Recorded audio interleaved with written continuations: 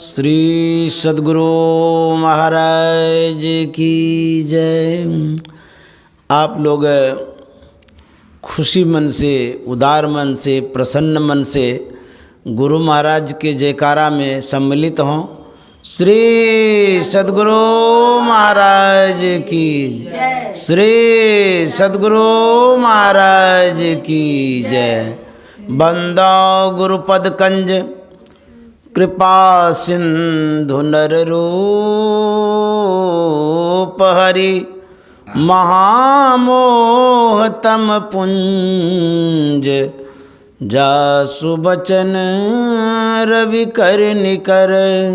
श्री सद्गुरु महाराज की जय।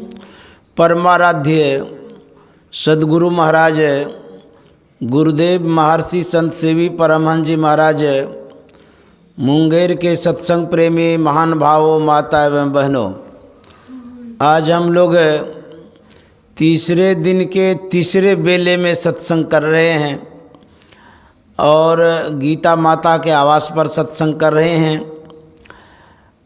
आज हम लोग मानव शरीर की उपादेयता के विषय में सुनेंगे। यह शरीर कितना उपयोगी है, ज़रूरी है और इस शरीर से हम किस तरह से भगवत भजन करेंगे आदि बातों की चर्चा अभी के सत्संग में हम लोग सुनेंगे। तो आप सभी श्रोताओं को बहुत बहुत साधुवाद है जो मानव शरीर की उपादेयता के विषय में सुनने समझने आए हुए हैं। देखिए,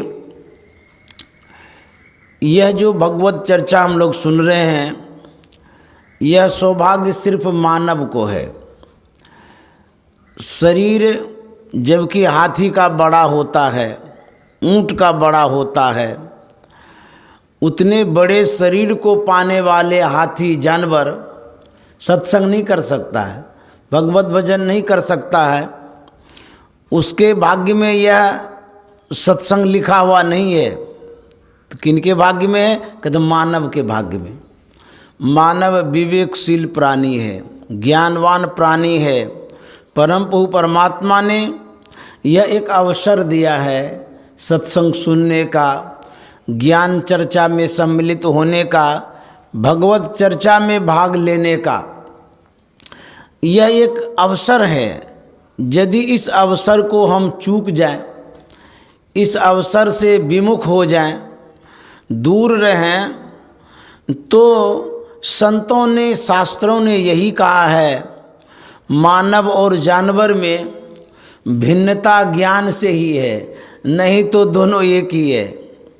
आहार निद्रा भय मैथुनंच सामान्य में तत् पशुभिर्नराणाम ज्ञानम नराणाम अधिकं विशेषो ज्ञाने नहीं ना पशु भी समाना।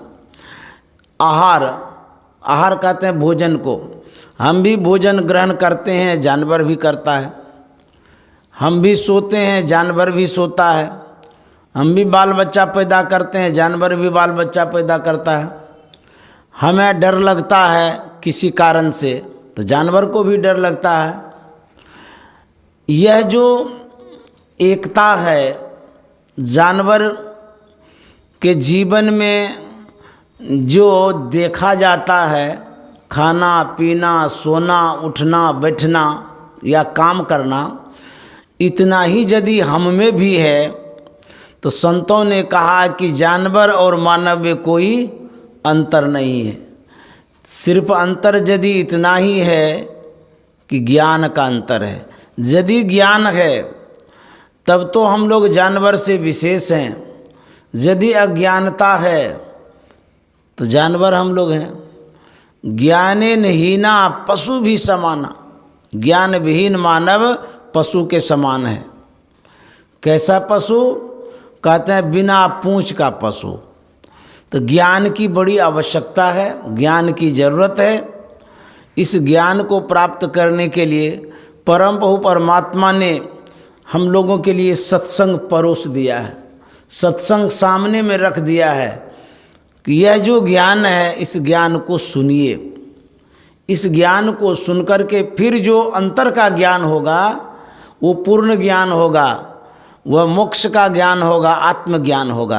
तो सबसे पहले सत्संग की आवश्यकता है। सत्संग सुनेंगे तभी हम लोगों को ज्ञान होगा। तो हम लोग चर्चा सुन रहे थे, शास्त्रों की चर्चा, रामायण की चर्चा, भगवान श्री राम के विचारों को सुन रहे थे। भगवान श्री राम उपदेश कर रहे थे। उपदेश और आदेश किसी के सामने में ही नहीं करते हैं, दीवार के सामने तो नहीं करेंगे। तो भगवान श्री राम उपदेश कर रहे हैं प्रजाओं के साथ। उनकी जो प्रजा है उनके सामने वो संवाद कर रहे हैं, अपने विचारों को रख रहे हैं।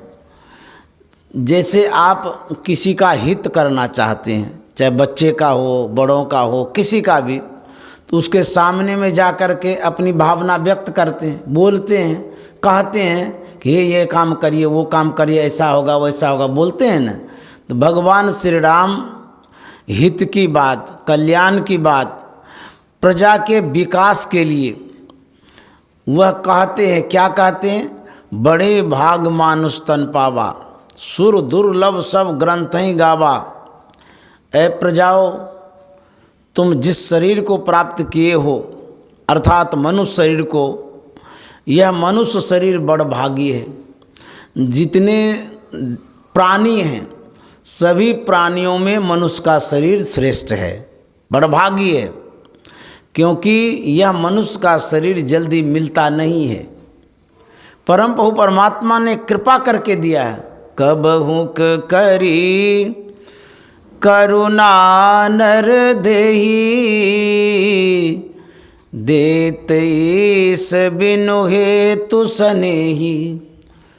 भगवान श्री राम ने जो कहा है, यह मनुष्य का शरीर परमात्मा की कृपा से मिला है। जो भी संपत्ति है, जो कुछ भी पूंजी है आपके पास, या तो आपने प्रयत्न पूर्वक प्राप्त किया है अथवा किसी के माध्यम से मिला है, दो ही बात है।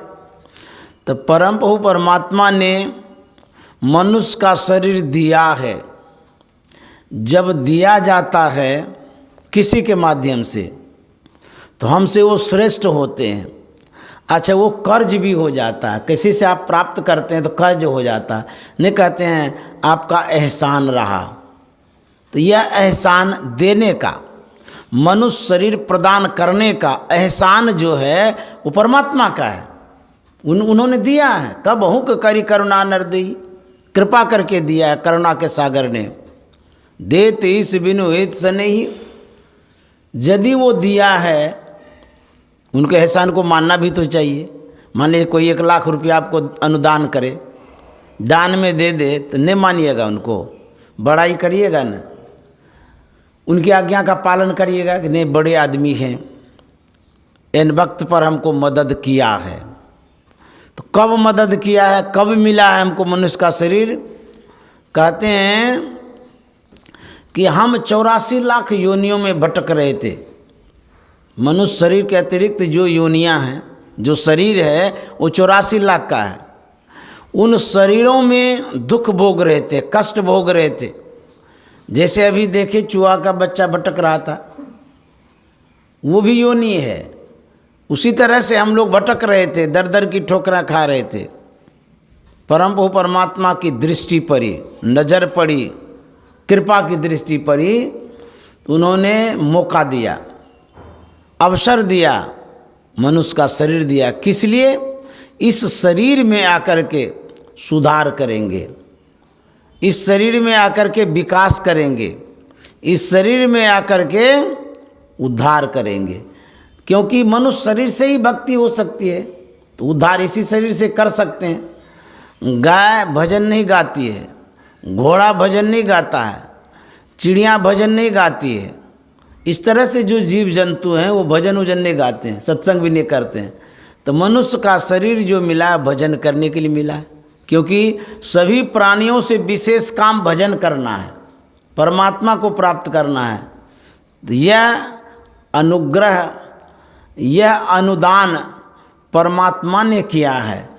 इसीलिए गोस्वामी जी ने विनय पत्रिका में लिखा है, हरि तुम बहुत अनुग्रह किन्हो, बहुत अनुग्रह किन्हो, हरि तुम बहुत अनुग्रह किन्हो, साधन धाम विबुध दुर्लभ तनु, मोहे कृपा करि दीन्हो, हरि तुम बहुत अनुग्रह किन्हो। गोस्वामी जी कहते हैं, हे हरि, हे परमात्मा, आपने बड़ी कृपा की है, अनुग्रह किया है, अनुदान दिया है, सहानुभूति दिया है। क्या कहते हैं? साधन धाम विबुध दुर्लभ तनु। साधन धाम मनुष्य शरीर को कहते हैं। विबुध दुर्लभ तनु, विबुध में ना बहुत प्रकार के शरीरों में से आपने मानव शरीर दिया है। जो मानव शरीर साधन धाम है, इस शरीर में वह व्यवस्था है जिस व्यवस्था के माध्यम से हम भगवत भजन कर सकते हैं, सत्संग कर सकते हैं। जैसे किसी को घर मिला हो, उसमें हो सकता है सुविधा नहीं भी हो, घर मिला है, सब सुविधा सब घर में नहीं होता है। किसी किसी घर में सब सुविधा होती है। तो गोस्वामी जी कहते हैं कि यह जो मनुष्य का शरीर है, इसमें सब सुविधा है। क्या सब सुविधा है? आप जो कुछ प्राप्त करना चाहते हैं इस शरीर से प्राप्त कर सकते हैं। चूहा के शरीर में नहीं प्राप्त कर सकते, चिड़िया के शरीर में नहीं प्राप्त कर सकते हैं। इसीलिए कहा इस शरीर से हम कुछ भी प्राप्त कर सकते हैं। साधन धाम मोक्ष कर द्वार, सबसे विशेष इम्पोर्टेंट काम इस शरीर से क्या हो सकता है? कहते हैं साधन धाम मोक्ष कर द्वारा। इस शरीर में व्यवस्था का घर है, मोक्ष का द्वार है, मुक्ति को हम प्राप्त कर सकते हैं। यही खासियत विशेषता है इस शरीर की। वही तुलसीदास जी महाराज कहते हैं। गुरु महाराज ने भी कहा है, अपनी भगतिया सतगुरु साहब, मोहे कृपा करी देहु हो, जुगन जुगन भव भटकत बीते, अब भाव बाहर लेहूँ हो, जुगन जुगन भव भटकत बीते, अब भाव बाहर लेहूँ हो। गुरु महाराज कहते हैं, हे गुरुदेव, आपकी जो अपनी भक्ति है, जो सेवा है, उसको हमें प्रदान कर दीजिए, हमें दे दीजिए। अपनी भगतिया सतगुरु साहब, मोहे कृपा कर दे हो, हमको कृपा करके प्रदान करिए, दीजिए। गुरु महाराज क्या कहते हैं? हे गुरुदेव, आपकी जो भक्ति है हमें दीजिए। तो किस लिए मांगते हैं? जैसे कोई बच्चा कहता है हमको कुछ रुपया दीजिए, तो उसको ज़रूरत है, टॉफ़ी लेगा, कॉपी लेगा, कलम लेगा या और कुछ भी लेगा, तो नहीं है तब न मांगता है। तो गुरु महाराज कहते हैं, आपकी जो भक्ति है वो मुझे प्रदान करिए, दीजिए, कृपा करके दीजिए। अपनी भगतिया सतगुरु साहब, मोहे कृपा करी देहु हो। क्यों कह रहे हैं? युगन युगन भव भटकत बीते, अब भाव बाहर लेहूँ। यदि हमको कोई सामान खरीदना है, पैसा नहीं है तो मांगवे करेंगे, कहीं नहीं कोई दे रहा है, आप दे दीजिए, थोड़ा सा मदद कर दीजिए, कृपा कर दीजिए। गुरु महाराज क्यों मांग रहे हैं? कहते हैं युगन युगन भव भटकत बीते। इसलिए मांग रहा हूँ भक्ति, कि भक्ति के द्वारा ही मुक्ति मिलेगी। युग युग से हम भटकते गए, कितना युग बीता पता नहीं। कितना बार जन्म लिए, कितना बार मरे, ये भी पता नहीं है। इसीलिए इस भटकन से छूटने के लिए, 84 लाख योनि के अटकन से छूटने के लिए हमें अपनी भक्ति दीजिए, सेवा प्रदान कीजिए, ताकि यह जो युग युग तक हम भटक रहे हैं, यह भटकन छूट जाए। गुरु महाराज स्पष्ट करते हैं किन किन योनियों में यह जीव गया है, हम गए हैं। पशु पक्षी कृमि आदिक योनिन, मैं बार में हूँ बहु बार हो, नरतनया बही कृपा कर दीन्हो, अब प्रभु करो उबार हो, नरतनया बही कृपा कर दीन्हो, अब प्रभु करो उबार हो। अपनी भगतिया सतगुरु साहब मोहे कृपा करी देहु हो, जुगन जुगन भव भटकत बीते, अब भाव बाहर लेहु हो। पशु पक्षी कृमि आदि की योनि, पशु योनि में गए, पशु शरीर में गए, पक्षी शरीर में गए, कीड़ा के शरीर में गए। आदिक शब्द जोड़ दिए, आदिक मन और। कछवा शरीर में गए, भगवान बुद्ध बैल शरीर में जन्म लिए थे।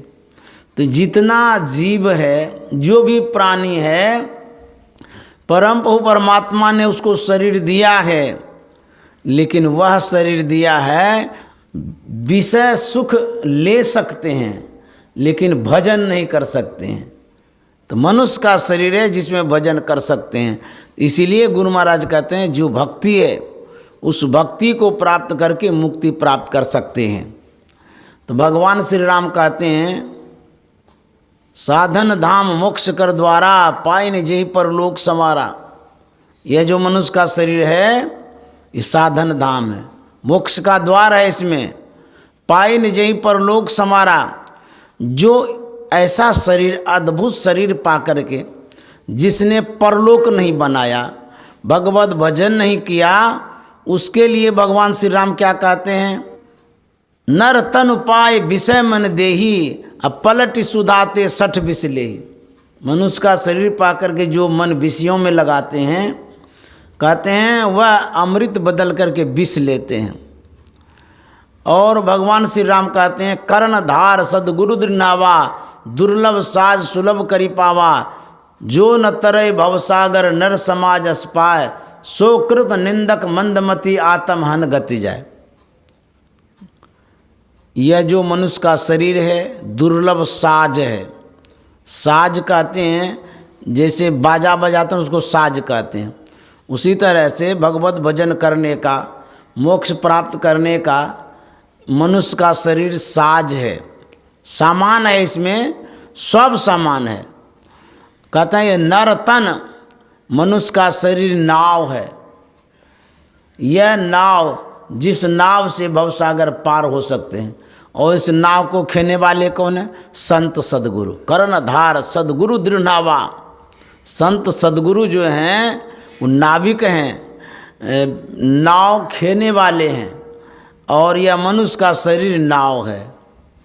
यदि सदगुरु आप नहीं किए, गुरु आप नहीं किए, आपकी जो नैया है वो कहाँ उगेगी डूबेगी पता नहीं।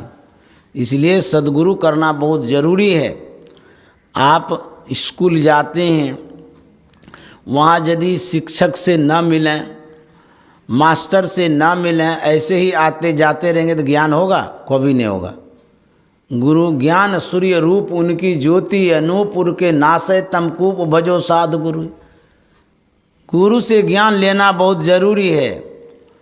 यदि नाव पार होना चाहते हैं, यदि पार उतरना चाहिए तो केवट से मिल रही है। समझे। भवसागर से पार होना चाहते हैं तो जो नाविक संत सद्गुरु है उनसे मिलना पड़ेगा। जब तक उनसे नहीं मिलेंगे तो नाव से पार होना बड़ा मुश्किल है।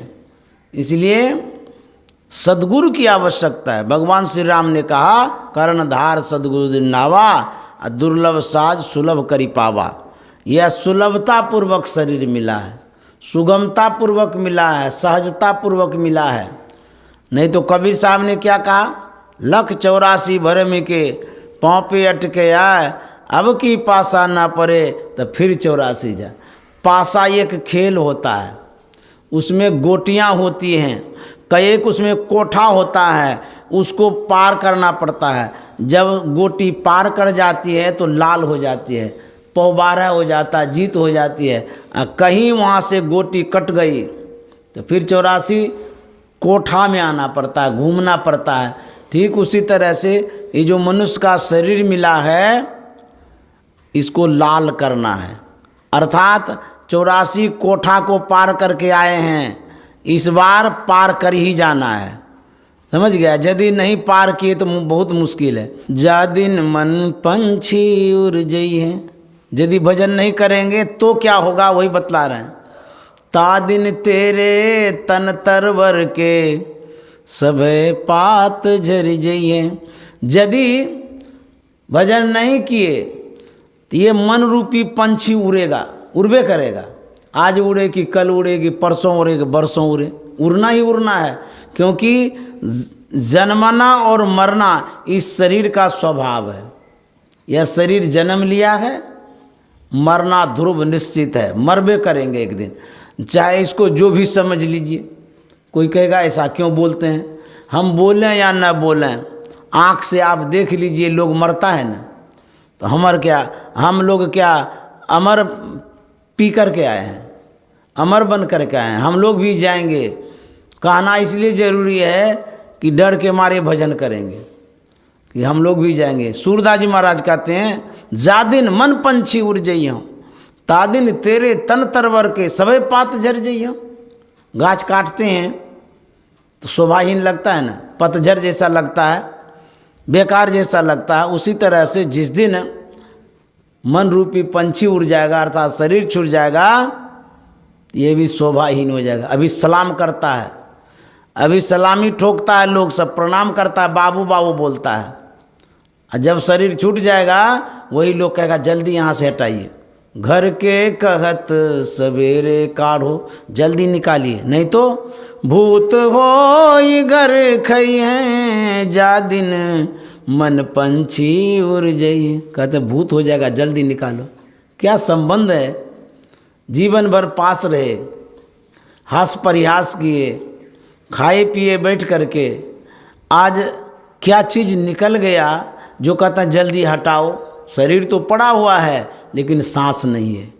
जो सांस है, कहते सांस सांस में नाम सुमर ले, अवधि घटे तन की, जगत में खबर नहीं पल की। सांस निकल जाएगी तो कोई पूछने वाला नहीं है। इसलिए जो सांस निकल रही है उसमें परमात्मा का नाम ले लीजिए, भगवत भजन कर लीजिए, भगवान का नाम ले लीजिए, नहीं तो बड़ा मुश्किल है। आगे समझ पड़ेगा भाई, बहुत कठिन रास्ता है, टफ रास्ता है जहाँ हम जाएंगे।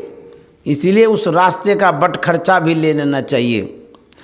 हम आप संसार में,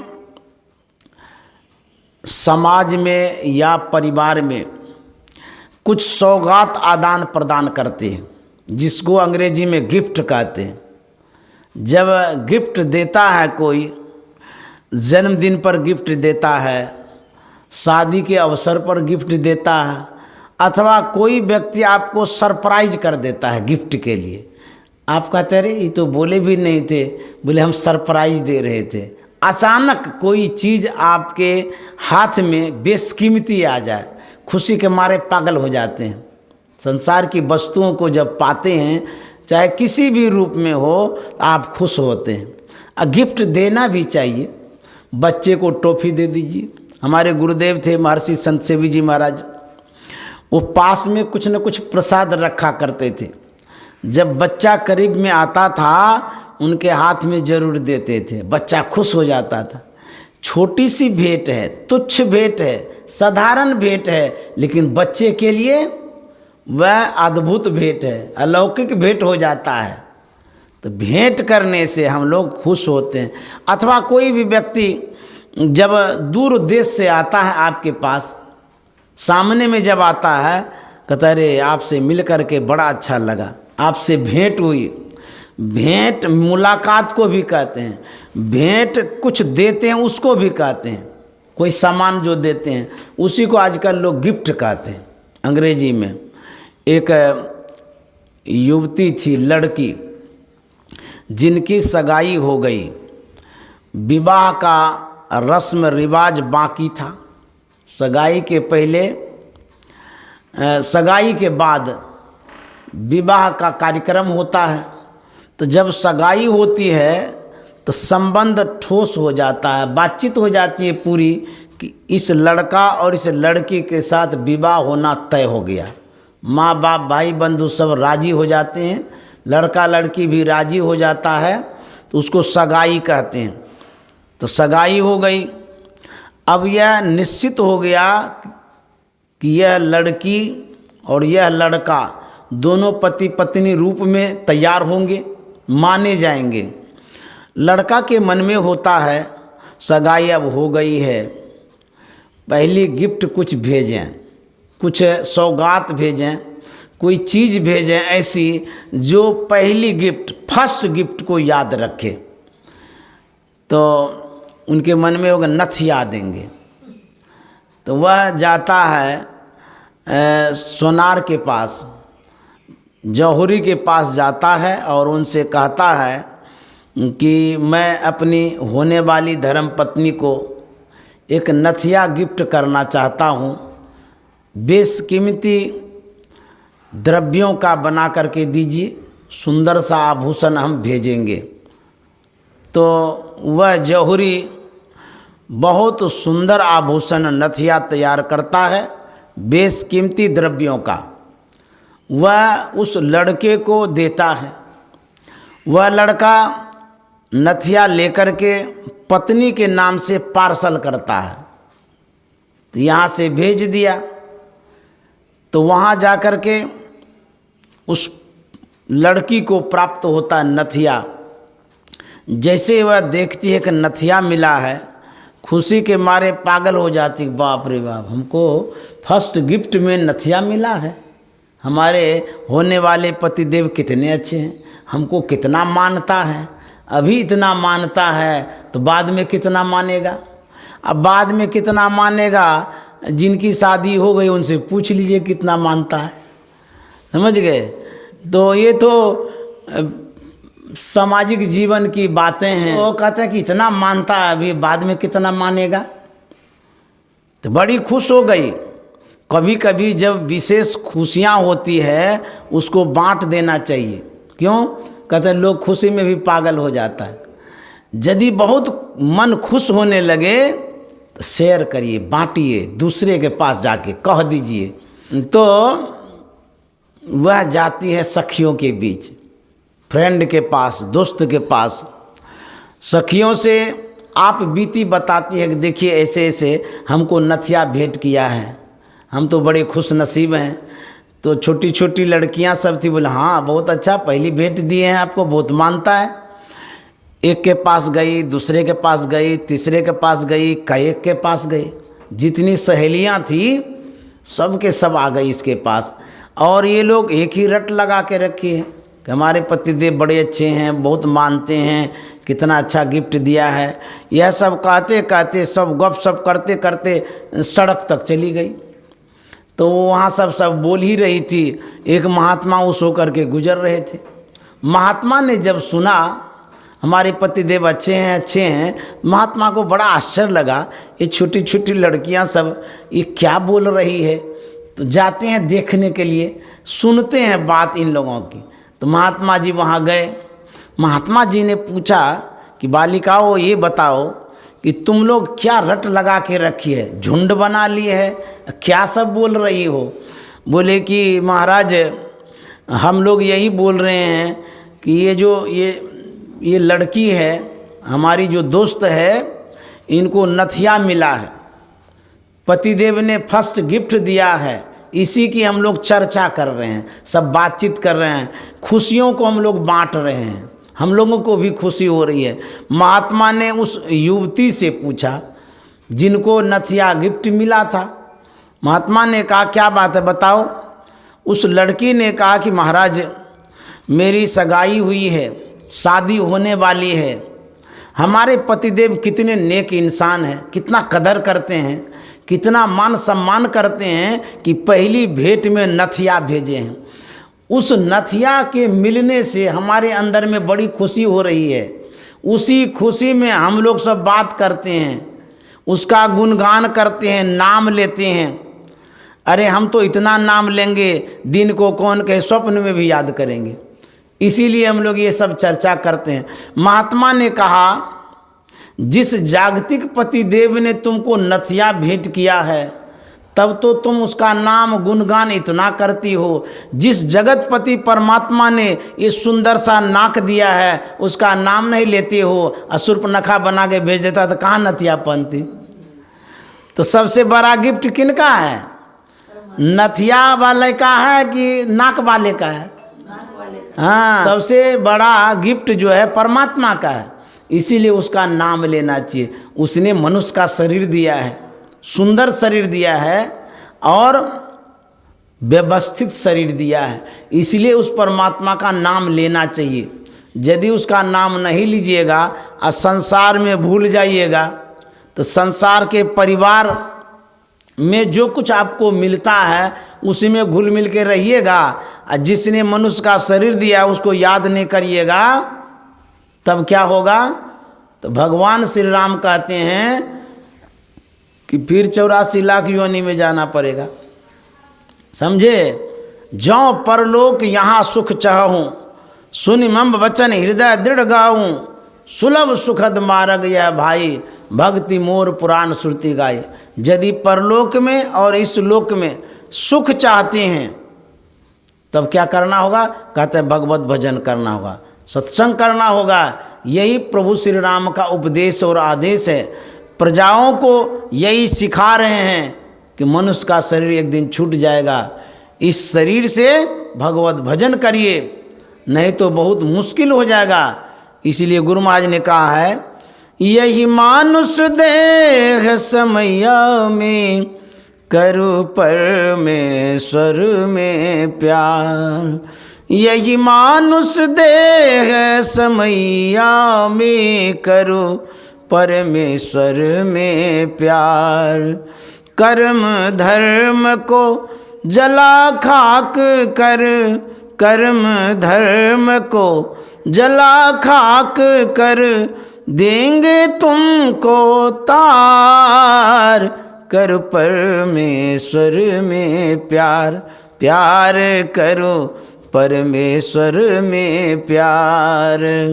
गुरु महाराज कहते हैं यही मानुष देह समैया में, मनुष्य का जो शरीर मिला है और अभी जो समय मिला है, शरीर और समय जो मिला है, इसी शरीर से इसी समय में क्या करना है?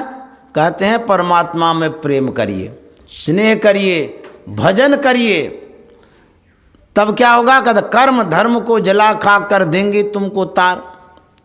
जो हमारे द्वारा कर्म होते रहता, इंद्रियों के द्वारा कर्म होते रहता है, उन कर्मों में जो अपकर्म होता है, कहते उन कर्मों को जला देंगे।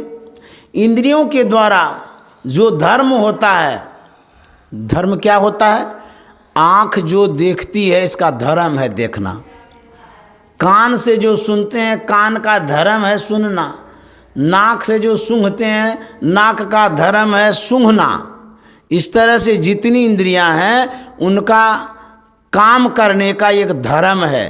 तो इंद्रियों का कर्म और इंद्रियों का धर्म कहते हैं जला करके कर देंगे। नहीं तो यह मनुष्य का शरीर कैसा है? यदि भजन नहीं करेंगे तो गुरु महाराज ने लिखा है तन नाव द्वार हो रामा, अति मलिन हो ठामा, तन नव द्वार हो रामा। अति मलिन हो ठामा, त्यागी चढ़ो दस मैं दुआरे। सुख पाओ रे भाई, त्यागी चढ़ो दस मैं दुआरे। सुख पाओ रे भाई, चलु चलु चलु भाई, धरु गुरु पद दाई। हो भाई दृढ़ अनुरागी, ब्रह्म त्यागी हो भाई। इस शरीर के विषय में कहा गया है कि इस शरीर में 9 द्वार है। 2 आँख का, 2 कान का, 2 नाक का 6 हुआ, मुंह का 7 हुआ, मल मूत्र विसर्जन का 2 9 हुआ। ये जो 9 द्वार है, इन 9 द्वारों को कहा गया है कि गंदगी भरा हुआ द्वार है। तन नव द्वार हो राम, अति मलिन ठामा। ये जो ठाम है, जो स्थान है, इसमें मलिनता है। आँख से कैंची निकलता है, कान से गुज्जू निकलता है, नाक से नेटा निकलता है, मुंह से थूक लार निकलता है, और मल मूत्र विसर्जन का तो कहना ही क्या है। कितना गंदा पदार्थ है। ये 9 द्वार है। जिस 9 द्वार से यदि जीव जाता है, शरीर छूटता है, तो नरक में जाता है, दुख भोगना पड़ता है। तब इसी 9 द्वारों से तो सब शरीर छोड़ता है, लेकिन नहीं, संत महात्मा 10वें द्वार में जाके शरीर छोड़ते हैं। त्यागी चढ़ू 10 मैं द्वारे, सुख पाओ रे भाई। 10वां द्वार जो है पवित्र द्वार है, वहाँ मोक्ष और मुक्ति का द्वार है। इसलिए संत महात्मा कहते हैं, यदि स्वर्ग में जाना चाहते हैं, मोक्ष मुक्ति में जाना चाहते हैं, 10वें द्वार से निकलिए। आपके घर में कई एक द्वार होगा, किसी तरफ कूड़ा कचरा भी हो सकता है, गंदा भी हो सकता है, किसी मार्ग हो करके, और किसी तरफ साफ सुथरा होगा। तो जो साफ सुथरा वाला द्वार है, उस होकर के निकलना पसंद करते हैं। तो संत महात्मा कहते हैं, यदि आप 10वें द्वार होकर के निकलेंगे, तब आपको मोक्ष मिलेगा, मुक्ति मिलेगी। किसी किसी को देखिएगा, शरीर जब छूटता है तो आँख उलट जाती है, किसी को मल मूत्र हो जाता है। तो 9 द्वारों से जब शरीर छूटता है, ये पहचान प्रतीक देखने को मिलता है। जब 10वें द्वार से जाते हैं, किसी का शरीर फूट जाता, माथा फूट जाता है, तो आज्ञा चक्र में जो प्रवेश कर जाता है, कहते हैं वो मोक्ष मुक्ति के तरफ जाता है। यह शरीर कितना निकृष्ट है। छित जल पावक गन समीरा, पंच रचित अति अधम शरीरा। एक तरफ तो बरभागी शरीर है, और दूसरे तरफ गोस्वामी जी कहते हैं, ये पंच तत्वों का जो पुतला है, पंच तत्वों से निर्मित जो शरीर है, कहते हैं पंच रचित अति अधम शरीरा। ये शरीर अधम है। शरीर को अधम भी कहा दिया, क्यों? इसमें गंदगी भरी हुई है। जा शरीर माही तू अनेक सुख मानी रहियो, ताई तू विचारिया में कौन बात बली है। हारन सु भरियो मुख, हारन के नैर नाक, हाथ पाँव सो सब हारन की नली है। सुंदरदास जी महाराज कहते हैं, सुंदर याही देख जनी भूलो को, भीतर भंगार भरी ऊपर से कलिए। सूट बूट पहन लेते हैं, कपड़ा अच्छा अच्छा पहन लेते हैं, अब पेट के भीतर में कितनी गंदगी है, मैल भरा हुआ है, कचरा भरा हुआ है। एक तो जो भी खाते हैं वो मैल बनता है, और दूसरा मैल जैसा चीज़, शराब पीते हैं, मछली खाते हैं, मांस खाते हैं, नशीली चीज़ों का सेवन करते हैं, ये तो और गंदा पदार्थ है। उन गंदे पदार्थों को भर भर करके पेट को डस्टबिन बना दिए।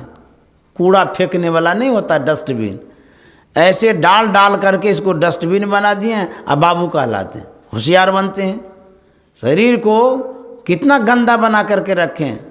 तो कहते हैं यह शरीर ऐसा भी है, ऊपर से देखने में सुंदर लगता है, लेकिन भीतर भंगार भरी मैल है, मल मूत्र भरा हुआ है, तो इस शरीर पर क्या गुरूर करते हैं।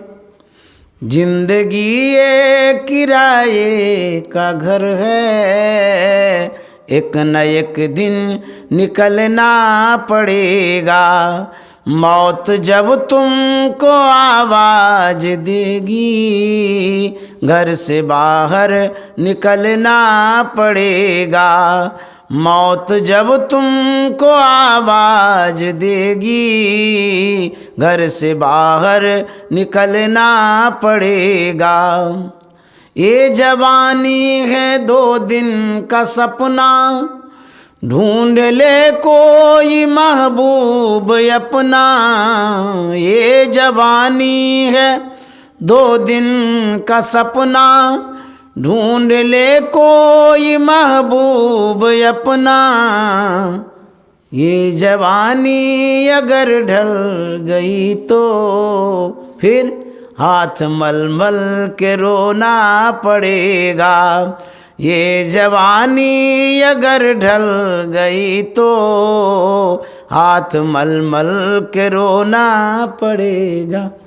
जवानी जिसको मिलती है वो सौभाग्यशाली है, इसलिए कि कोई कोई बच्चे में मर जाता है। तो जो जवान अवस्था में आ जाते हैं वो कुछ भी कर सकते हैं, मोक्ष प्राप्त कर सकते हैं, साधन कर सकते हैं, ध्यान कर सकते हैं। यदि इसी जवानी में आकर के गुरूर करने लगे, अभिमान करने लगे, अन्याय करने लगे, अनर्थ करने लगे, तब हाथ मलमल के रोना पड़ेगा। जवानी यदि बीत जाती है फिर आपका जीवन ही बेकार हो जाता है। क्यों? शक्ति छिन्न हो जाती है। जो जवानी में ताकत होता है बुढ़ापा में नहीं होता है। अच्छा, ज़रा नज़र डालिए जॉब पर, नौकरी पर, जो पेशा आप करते हैं या जहाँ कहीं भी आप देखे होंगे कंपनियों में युवक और युवतियों को नौकरी में लिया जाता है। पुलिस विभाग में भी जवान आदमी को लिया जाता है। चाहे किसी भी विभाग में देख लीजिए जवान आदमी को भर्ती किया जाता है। क्यों? उसमें कार्य करने की क्षमता होती है, शक्ति होती है, वो कुछ भी कर सकता है। कभी भी किसी कंपनी में एकदम बूढ़े आदमी को नहीं देखे होंगे, तो रिटायर कर देता है, हटा देता है वहाँ से। तो ये जो जवानी है, इस जवानी को आप संसार में लगा दीजिए अथवा परमार्थ में लगा दीजिए। जिसमें लगाना हो लगाइए। संसार में लगाइएगा तो संपत्ति होगी, परमार्थ में लगाइएगा तो आध्यात्मिक संपत्ति होगी। तो आपका विचार जहाँ लगाना हो लगाइए, क्योंकि जवानी एक बार मिलती है, जब वो चली जाती है निहोरा करके बुलाएंगे तो नहीं आती है। कितना भी चेवन परास खा लीजिए, जो गाल चुटक गया है वो चुटकले रहेगा। समझ गए? वो जवानी नहीं आ सकती है जो जवानी बीती है। खूब निमंत्रण दीजिए जवान को, जवानी को कि आप आ जाइए, निहोरा करिए तो आएगा। वो जवानी चली गई तो नहीं आएगी। इसीलिए इस जवानी को सावधानी से बिताना चाहिए, इस जवानी को सही काम में लगाना चाहिए। यही जवानी यो युवावस्था है, संभलने का भी है, बिगड़ने का भी है, उद्धार होने का भी है, नरक जाने का भी है। इसी में बहक भी जाते हैं बहुत लोग, और इसी में बहुत लोग बन भी जाते हैं। तो इसको संभाल करके आगे बढ़ाना चाहिए। यदि कोई मार्गदर्शक ना मिला, सही सुझाव देने वाला ना मिला, इस जवानी से आप कहाँ जाएंगे, क्या करेंगे, सो आप ही जानेंगे। इसलिए कहते हैं ये जवानी है 2 दिन का सपना, ढूंढ ले कोई महबूब अपना। महबूब को कहते हैं परमात्मा को। ये सपना है जो आपको मिला है, साकार यदि करना चाहते हैं तो परमात्मा का भजन करिए। एक लघु कथा कह के मैं वाणी में विराम देना चाहूँगा। वह भी परमाराध्य से संबंधित कथा है।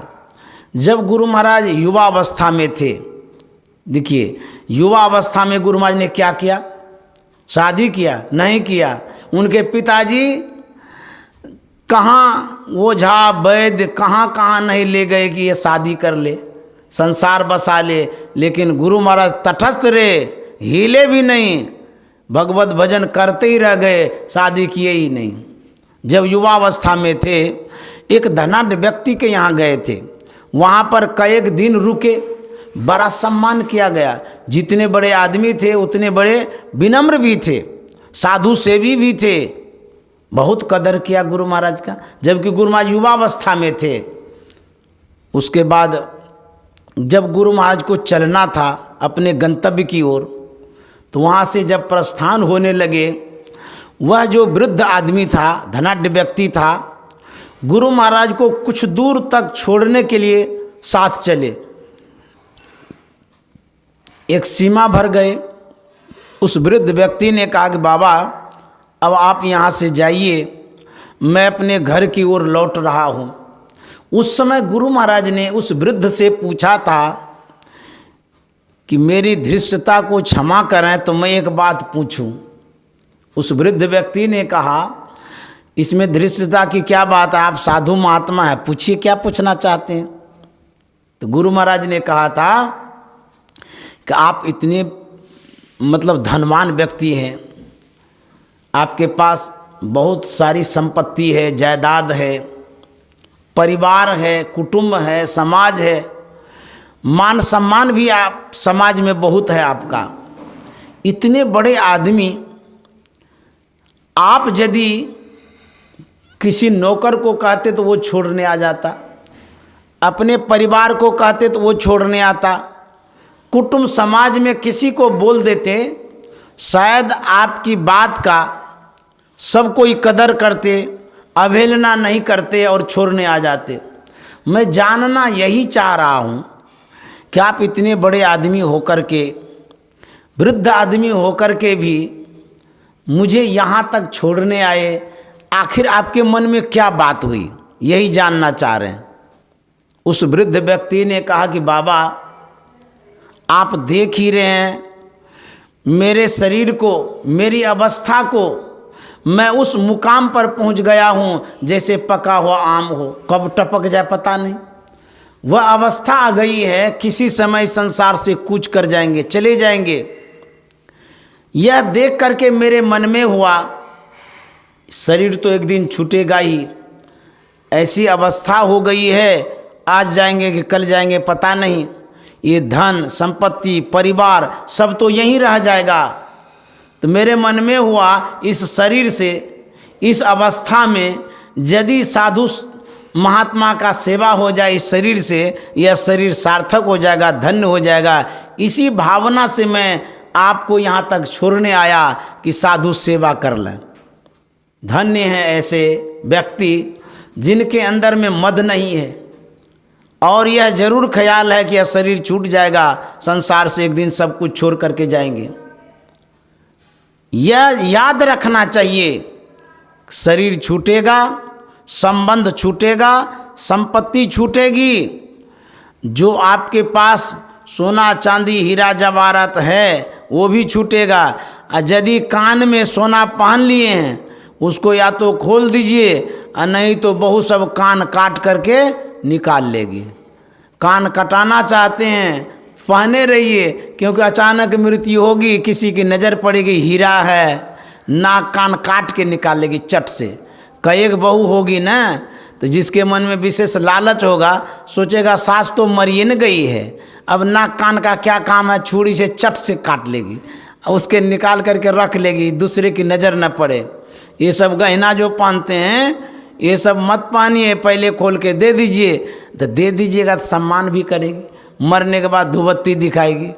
इसीलिए कबीर साहब ने कहा है, गहना पहिरू पतिव्रता की अरु सत संग करू हे, सखिया हे यो हो गहना जैतो संग साथ की गह नायमर हुई तो हे, सखिया हे यो हो गहना जैतो संग साथ की गह नायमर हुई तो हे, चेतो मानुष तन पाई के गुरु के भजन करुहे। सखिया हे फेरू न मिलत ऐसन देहिया की तन धान छुटी जई तो हे। सखिया हे फेरू न मिलत ऐसन देहिया की तन धान छुटी जई तो हे। श्री सद्गुरु महाराज की जय। 2 शब्द गीता माता ने बड़े आदर से सम्मान से मुझे बुलाया, बड़े सुविधाजनक स्थानों में रखा, बड़ी अच्छी व्यवस्था में रखा। तो माता जी के लिए बहुत बहुत साधुवाद, धन्यवाद। जिन निमित्त आपने सत्संग कराया उस निमित्त में गुरु महाराज निमित्त बने और उस कार्य को सिद्ध करे, सफल बनावे, यह शुभकामना मंगल कामना करते हैं। इन्हीं शब्दों के साथ मैं वाणी में विराम देना चाहता हूँ। श्री सद्गुरु महाराज की जय।